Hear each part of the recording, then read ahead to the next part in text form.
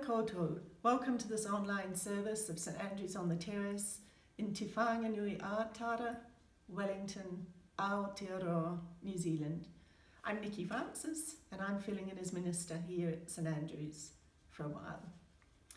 Welcome to everyone, welcome to our usual St Andrew's members and welcome to any visitors we have. Whoever you are, wherever you are, whatever you believe, whatever you do not believe, you are welcome and we are glad to have you with us. During today's service, Wellington writer Max Rashbrook is going to talk to us about the challenge of inequality in Aotearoa, New Zealand, a challenge that we as Christians and a Christian community face. This talk was originally organised by the St Andrew's Social Justice Education Group, and Max, of course, was to have come to the church and speak to us, and he would have been available for questions. But unfortunately, the pandemic and subsequent lockdown means we haven't been able to invite Max in person yet, but we're really grateful that he's talking to us today, and we look forward to welcoming him to the physical church at some time in the future. Let's now begin with some gathering words. Here we are in another online service on another Sunday in Aotearoa, New Zealand, or perhaps elsewhere in the world for some of you, during the COVID-19 pandemic that's turned many of our worlds upside down in different ways.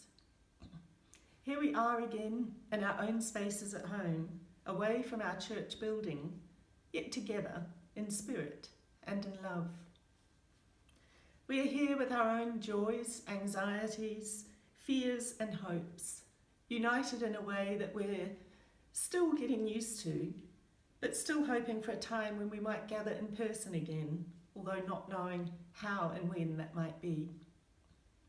All of us are here as part of our journey to understand our lives, to seek solidarity and companionship, to explore our humanity and find ways to become fully who we are in relationship with one another and with our planet. As we listen to Max Rashbrook's words about the challenge of inequality in Aotearoa, New Zealand, let's open our ears that we may understand the need for justice and open our hearts so that we may work for justice and peace in the world. Amen.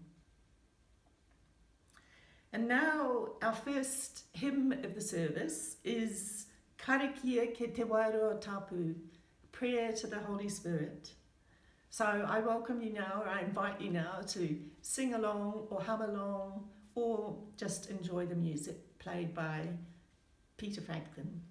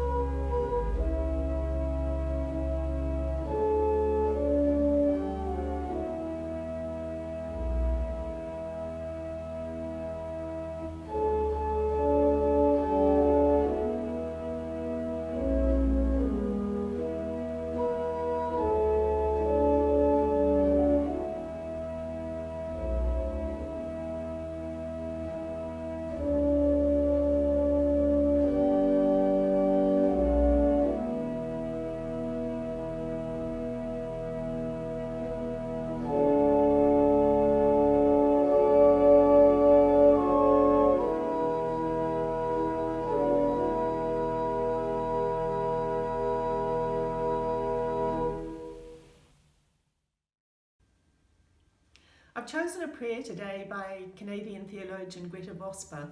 It's a prayer or a poem about light, the kind of light that true justice and equality in the world would bring to the lives of those who have so little. This light which bathes the world pours from a source so close, so near, and yet we cannot touch it or fence it in that it not be lost. This light which shatters darkness is pieced together flame by flame, shining from 1,000 sources, but is diminished by the loss of one. This light, which fills the furthest corner, brings with it warmth to fill billions of hearts and bind them with its common truth. This light, which pulls us toward tomorrow, is carried deep within each of our hearts and lit by you and me and him and her and all who live upon this earth. This light, which is yours and mine to carry, burns only in the hope-filled heart, the source of all our inspiration and all the beauty that will ever come. Let it shine.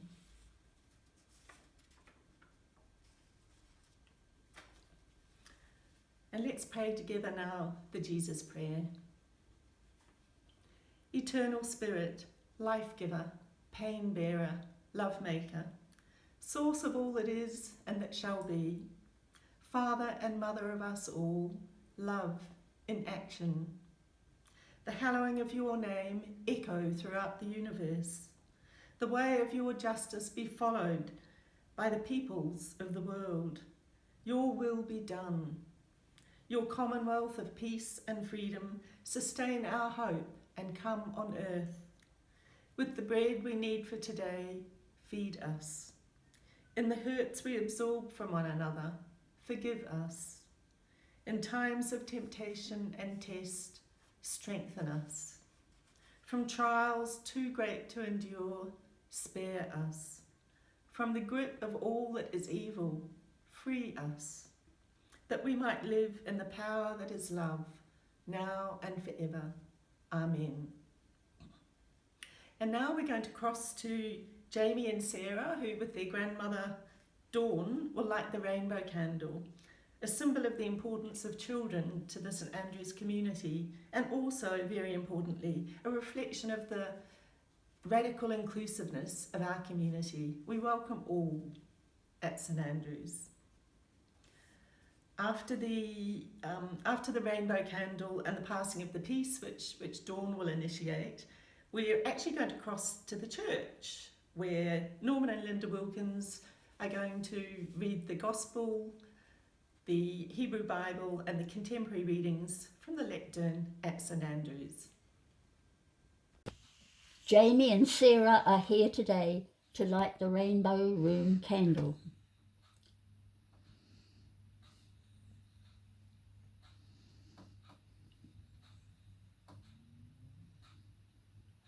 We do this to honour the special place of children and young people in our community. Thank you. And now we move on to the passing of the peace. You are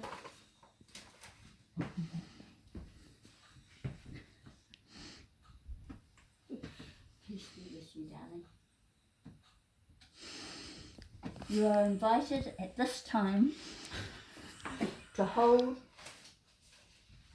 in your thoughts all those St Andrews friends who have touched your lives and made you welcome in theirs.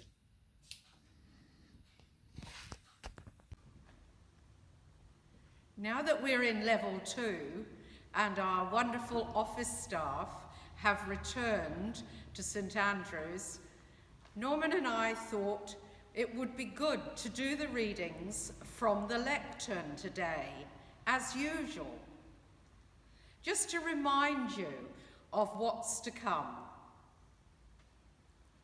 Only, of course, it's not quite usual. because in front of us are rows of empty seats. One day, hopefully not too far away, you, our friends, will be sitting in those seats, and we will meet again.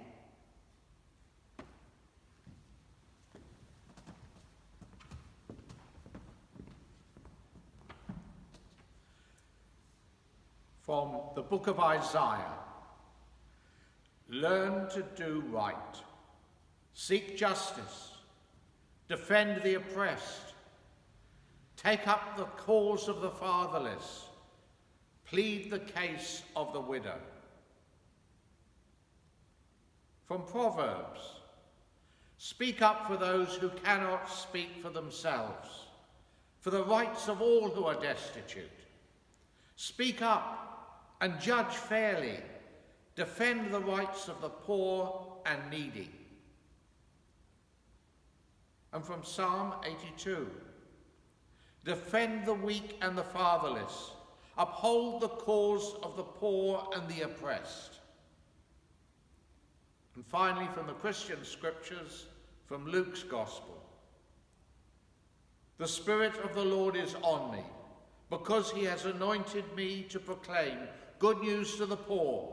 He has sent me to proclaim freedom for the prisoners and recovery of sight for the blind, to set the oppressed free.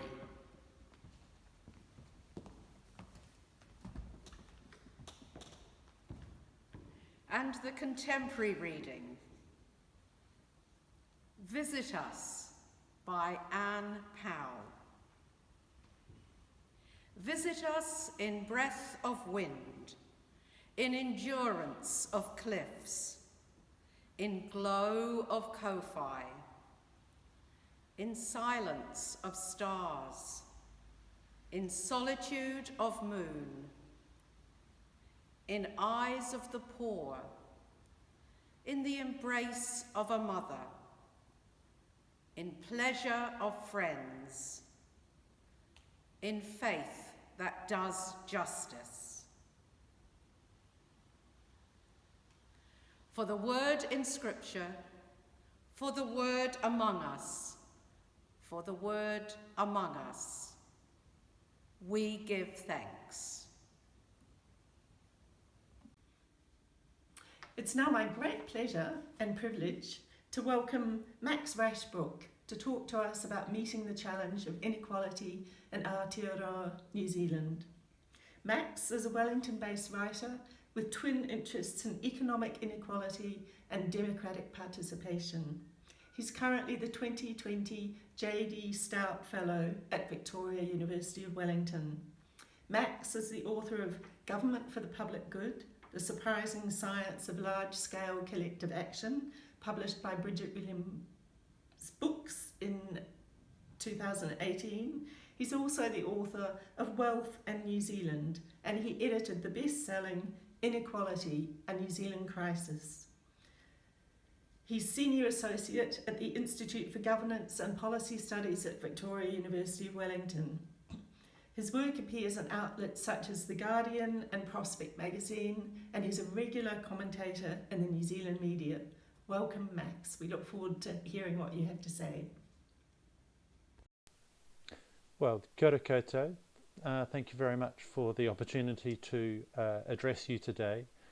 In thinking about this reflection that I'm offering and thinking about the fact of speaking to a kind of church assembly, it's reminded me that my family, when they came to New Zealand in the 1840s from the UK, were fairly devout Unitarians.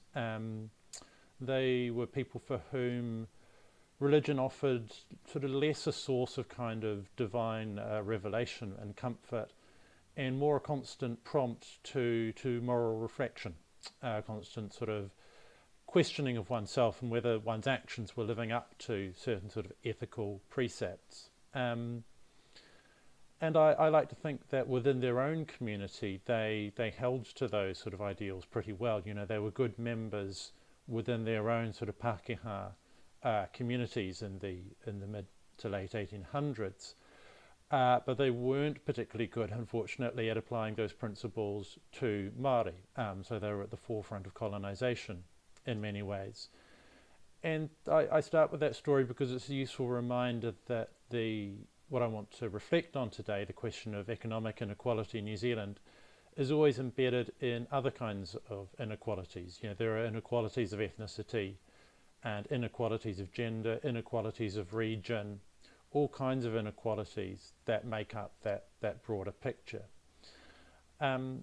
It's also a reminder that, you know, we should always resist the temptation when we're thinking about economic inequality of looking back to some kind of time in the past that we might think of as being a sort of a paradise, if you will, which is the way that's sometimes talked about when people talk about economic inequality, the more egalitarian society that New Zealand had before the mid-1980s.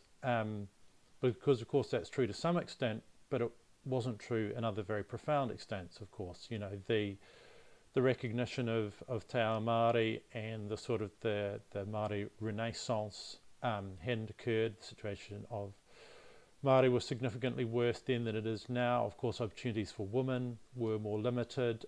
Dawn raids were happening against Pacifica communities. So it was only an egalitarianism that was extended to certain people, often people of my demographic, in fact. So we have to be careful about what lessons we draw on in terms of the past as we're reflecting, as we're looking forward into the future. Nonetheless, if we're careful about these things, we can draw out the right lessons.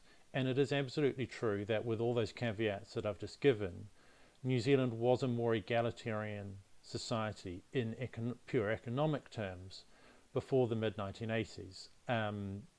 Loosely speaking, someone who was in the richest tenth of the country would have earned about 5 times as much as someone in the poorest tenth.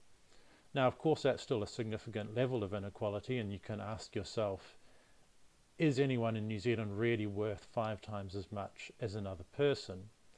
Nonetheless, by the standards of an international, developed Western economy, that was and remains a very low level of inequality.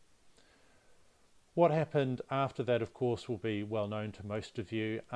You could summarize it by saying that the country took a much more individualistic turn, one that focused much more on the idea that individual self-interest, if pursued through markets, would lead to the common good. And of course, the result of that is that in many senses it didn't lead to the common good. What it did lead to was much greater inequality economically between rich and poor, and consequently much greater levels of poverty. As you may know, between the mid-1980s and the mid-2000s, New Zealand experienced the single greatest increase in income inequality of any developed country. So a very unfortunate kind of record that we hold there. So that sort of inequality increased from, as I said, a ratio of about 5 to 1 between the richest tenth and the poorest tenth, to a ratio of more like 9 times. So someone in the richest tenth earning 9 times as much as someone in the poorest tenth. That was about where we'd got to after the Longi government and then the Bolger governments, both of them, operating on fairly individualistic lines overall. What has happened since then is that unfortunately we've only really maintained that very high level of inequality, and with it a very high level of poverty. So inequality fell a little bit under Helen Clark's governments. It then rose a little bit under the John Key and Bill English led national governments, leaving us in the same place as we were, on this very high plateau of very high economic inequality. So we still have these very significant inequalities of income, as I've mentioned, and the inequalities of wealth are even greater. And the distinction here, of course, income is what you have coming in week to week or month to month. It's the flow of salaries and wages. Wealth is the assets that you own, the houses, the cash in the bank, the cars, for people who are lucky enough to have those kinds of possessions. And of course, many people don't. Some of you in the audience may not. But at any rate, the inequality of those possessions, the inequality of wealth, is vastly greater than the inequality of income. So in New Zealand at the moment, for instance, the wealthiest 1% of New Zealanders, and that's about 40,000 adults, they have a fifth of all the income, of all the wealth, sorry.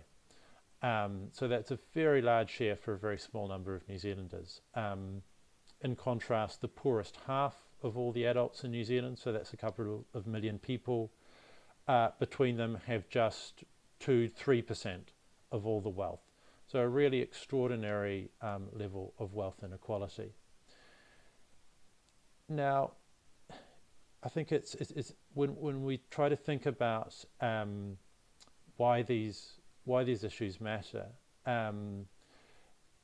there's multiple levels on which we might question these as we're reflecting on these issues. One, of course, is just that basic question of values and of fairness that I alluded to a moment ago. Is it fair that there are such huge disparities of income between New Zealanders? Is it fair that there can be so much wealth in a few hands and so little amongst other people? We can also ask whether or not this is damaging for the lives of individuals, and I think it is. The consequence of a very unbalanced society where so much income and wealth is in the hands of such a small number of people is that there is, of course, relatively little to go around for others, and that leads to middle New Zealanders leading relatively squeezed lives, struggling to keep afloat. And of course it leads to very high levels of poverty. There are different measures of poverty, but on any sort of sensible measure of it, there are hundreds of thousands of children and many more hundreds of thousands, when you include adults, living in some kind of poverty in families where they have significantly less than what we in New Zealand think is required for a decent standard of living. And these are families that are turning off their fridges in order to save on power, that are unable to send their kids to school adequately clothed or adequately fed.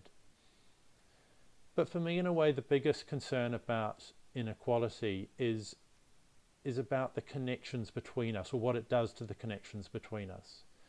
And this goes just beyond poverty to consider the differences and the divisions between everyone in a society. Because when you live in a world where some people earn and own vastly more than other people do, they begin to live further and further apart. And you can see that in literal physical terms. Our neighbourhoods are becoming increasingly sorted and concentrated, with concentrations of wealth in certain suburbs living a long way from concentrations of poverty in other ones. So that people start to lose their sense of how the other half lives in a very profound way. And with that, their sense of trust in other people declines, and we see that in the evidence. People's sense of sort of community cohesion diminishes, and just the very basic kind of the bonds, the ties, the connection, the cohesion that a society relies on to come together and solve its problems together starts to be degraded. You can think about it in terms of the social fabric being rent. You can think about it in terms of certain things, certain bonds being corroded. You start to lose that togetherness. And I think even the very practice of democracy, which we hold so dear, becomes threatened, because when you go to vote, you're voting on a political platform that is based around the idea of implementing laws that will, of course, affect everybody, because we're all bound by the same laws. But if you don't know how other people are living, how on earth can you make a judgment about how a particular law will affect them? And, in short, how on earth can you vote? How can you cast a valid vote at that point? So I think very high levels of economic inequality are very threatening to a lot of the practices that we hold most dear in this country. And I think it's important to think about inequality in that sense, not just to conflate it with poverty. which is the question of some people having less than others, but to retain in our minds always the fact that this is a story about the whole of society, and it does include some people earning more than others, and questions about whether they are earning a disproportionate share, more than frankly is fair, more than is justified by any greater hard work that they might have put in or any greater contribution that they might have made. And it's important to always keep talking about inequality, I think, because we can't understand poverty without understanding inequality. You know, if you think about why are so many people in poverty even though they work, that's because wages are relatively low in New Zealand, and they are low partly because in the last 30 years one of the most profound changes in New Zealand is that a bigger and bigger share of company revenues is going to what's technically known as capital, and that's the owners of businesses, rather than going to what's technically known as labour, which is the people who are employed in those businesses. So that's a big structural shift in which a greater share for one class of people literally leads to a smaller share for others. And it's very, very significant. You know, the average wage for New Zealanders would be thousands of dollars, probably as much as $10,000-12,000 a year higher if labour, wage and salary workers, had maintained their share of company revenues at the level that it was in the 1980s. So we always have to understand that poverty is connected to wealth. This is a story of inequality. It's a story that has all of us in it, wherever we may be on that economic spectrum. So I think, you know, we are called in this moment to reflect on these levels of inequality and to think about what we might do about them in both the short and the long term to address those concerns, those damages, that corrosion that I've just talked about. Now that call, I think, has both short-term and long-term implications. I was fortunate enough to appear in front of the Epidemic Response Committee some weeks ago to talk to them about the shape that the recovery from coronavirus should take. And when I spoke to them, I used the analogy of the ravine, because when you look at the projections of what's going to happen with the economy, it looks, even on the best case scenarios, like a very, very deep V, like a crevasse, a ravine, almost not quite an abyss, hopefully, but certainly something very frightening. And metaphorically, I said to them, well, you know, we know that people of great wealth will be able to build a bridge for themselves across the ravine. Indeed, you know, they're already doing so. But many people in our society, particularly the poorest, but also people in middle New Zealand, will not be able to do that. And so what can we all do collectively to build a bridge across the ravine for everyone, to ensure that everyone gets across the other side of this very frightening time brought on by coronavirus in a reasonable state, with their lives and their livelihoods intact to the greatest extent possible. Now, what that actually looks like is complex to describe. And then, of course, on top of that, you know, we have to recognize that even just maintaining the status quo is not good enough, because the old normal was one, as I've said, with very, very high levels of inequality in it. So once we've got across the other side of this ravine, and that may take a year or two, we will also have to think about how do we found or refound a society in a way that drastically reduces that level of economic inequality, possibly returning it to the levels that we saw in the 1980s, that much smaller gap of sort of 5 to 1 between rich and poor, which I think would be attainable in a modern globalized economy. Now, I mean, I can't, you know, describe here all the changes that would be needed, because inequality has many, many causes, and so it will take many, many solutions, even if you just look at the economic portion, let alone thinking about inequalities of ethnicity or gender or all the other kinds of inequality. But I wanted to briefly offer three things that I think are particularly important. One, of course, is our basic ethos as human beings, the ethos that we draw on to guide the society that we live in, because all the policies, all the changes ultimately come out of people's worldview and people's values. And, you know, so I hope that we will, you know, in the light of coronavirus, and we've seen people come together and make immense sacrifices for other people. You know, we have all stayed at home, we have impinged upon our own lives so that other people might be safe. I think that's a really profound statement about caring, and I hope we carry that forward into the post-coronavirus world. And I hope we're guided by a phrase that I think comes from the poet Maya Angelou, which said, "We are more alike than we are unalike." Yes, there are differences between us, but they are much smaller than our similarities. I think we could also hold on to a phrase from an American businessman, John Paul DeJoria, who said, "Success unshared is failure." And I think that's a really profound statement for talking to our fellow New Zealanders who don't always want to hear negative things, and who start from a point of thinking that New Zealand's a great country, and you can say, well, it is a great country. In some senses, we have a lot of success, but by not sharing that success with everyone, by not showing that everyone is benefiting from our economic wealth, we are still in a state of failure. So I think we need to be thinking about rethinking our ethos in those kinds of ways.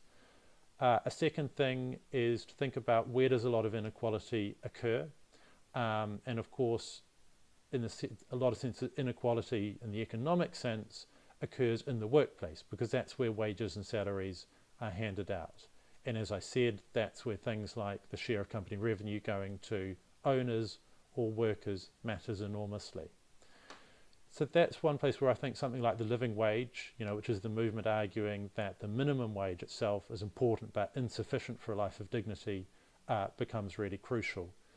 And as you may know, the living wage is an idea that companies should be, organisations should be encouraged to pay a higher rate. Currently, I think $21.55 an hour, so its recipients can lead a life of minimal dignity. And that's something that we can all encourage. You know, it's practical, it's close to hand. Whatever organisation you're in, whatever company you're in, you can be encouraging them to pay the living wage. You can connect with the living wage movement and try to start to get that conversation going within your own organisation. Lastly, and maintaining the focus on inequality, because the living wage is about lifting up the bottom, I think we also need to think about a greater contribution from people at the upper end. And that's particularly true because our government has put itself into a lot of debt, quite rightly, to carry us all through this difficult time. We're going to have to pay off that debt over the long run. We're going to have to find more funding for social programs. And I think that carrying on that theme of people coming together to support each other through coronavirus, we're going to need a greater contribution from New Zealand's wealthiest people, the people who have come through the crisis relatively unscathed. I think that's a fair thing to ask. And so what I think we should be instituting in New Zealand is some kind of high-end wealth tax, so that people who have more than, say, $2 million of wealth should pay a small annual levy, perhaps 1 or 2% of the value of their assets every year as a contribution to the recovery from coronavirus. And I think if you add up all those things together, a change in ethos, greater focus on things like the living wage, and a greater contribution from people at the upper end through a wealth tax, then we would be in a good position to build a bridge across the ravine and to refound a fairer society in the future. Thank you very much. Thank you, Max. You've given us a lot to think about, and I'm sure that the Social Justice Education Group is looking forward to leading the rest of our community in exploring and thinking about ways that we can participate in challenging the inequality in our country. Thank you. And to follow it, we're going to sing a very appropriate hymn, Colin Gibson's Let Justice Roll Down. Let justice roll down like a river, let justice roll down like the sea. Let justice roll down like a river, let justice begin through me.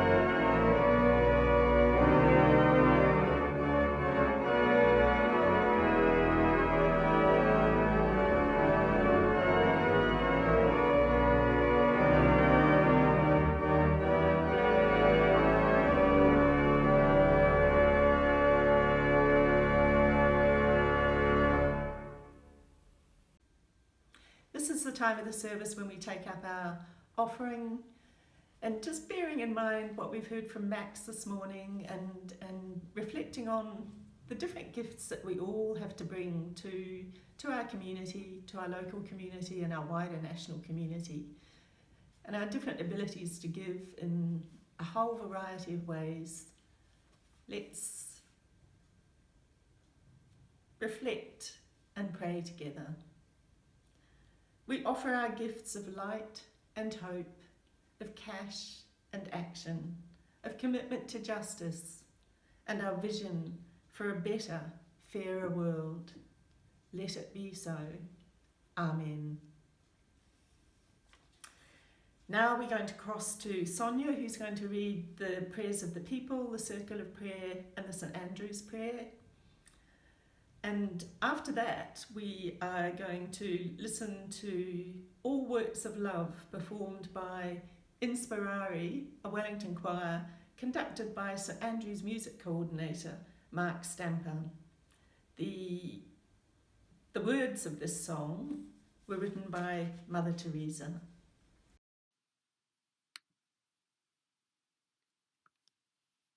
Eternal Spirit, in this autumn season, we are lifted by the beauty that surrounds us.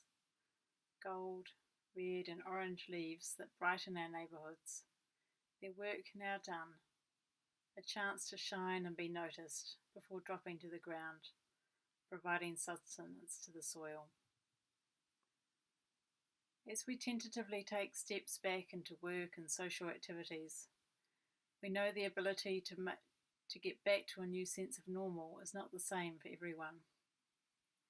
We are painfully aware of the high levels of child poverty here in Aotearoa, New Zealand, and of the higher rates of unemployment and more serious health issues amongst our Māori and Pacific Island communities. We are thankful for all those working to create fairer societies here in Aotearoa, New Zealand, and around the world. And we particularly think of those involved in the living wage movement and all those working in social services. May the implementation of government spending in the coming months and years have reducing inequality at its core, with more resourcing put into healthcare, social services, and transitioning us to a low-carbon society. We remember all those still in the grips of the COVID-19 pandemic around the world, and are conscious that it is feeding on existing inequalities and injustices in our society. We are thankful for all healthcare professionals responding to this ongoing crisis with skill and compassion. We pray in this time of deep uncertainty that our leaders be courageous in implementing policies to help transform our societies by putting people and the planet at the centre of decision making. Let us all be bold in our thinking and action in reimagining and transforming our society to be built on fairness and love. We hold in our circle of care all those who are grieving, dealing with illness, broken relationships, and isolation. May we act with compassionate hearts. During this time when we normally share prayers written in the book, I invite you to take some time in silence to pray for people and places that you hold in your heart today.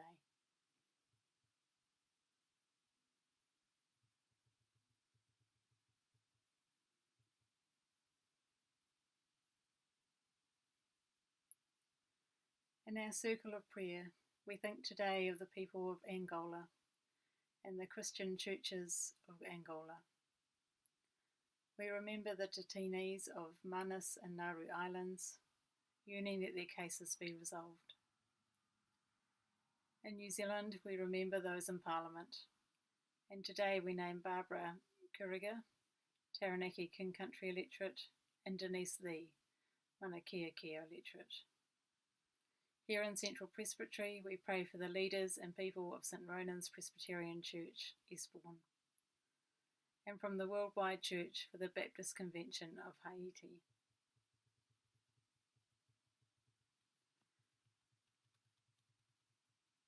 we bring all our prayers together with the prayer for St Andrews. You are welcome to use this as a prayer for your place as well as ours. Renew your people, God, and renew our life in this place. Give us a new spirit of unity with those of all faiths, and a new spirit of love towards all people. Bless the city in which we live, and it may be a place where honest dealing, good government, the desire for beauty, and the care for others flourish. Bless this church, that what we know of your will may become what we do, and what we believe the strong impulse of our worship and work. Amen. Peace.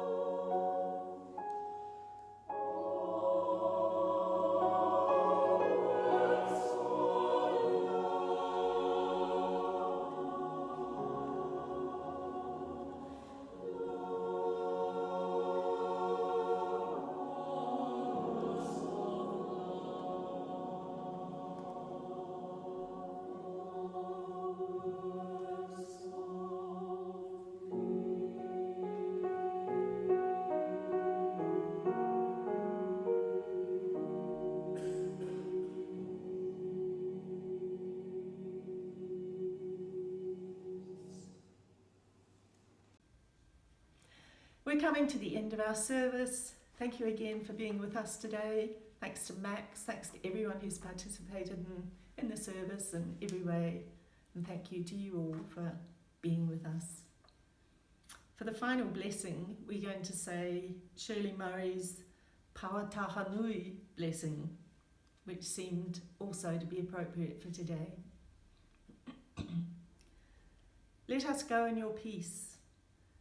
Let us know what is peace, by the power of your love, by the Spirit's release. And in all we can face that can hurt or destroy, let us work for your peace, kindness, justice, and joy. Amen. Thank you. Have a good week.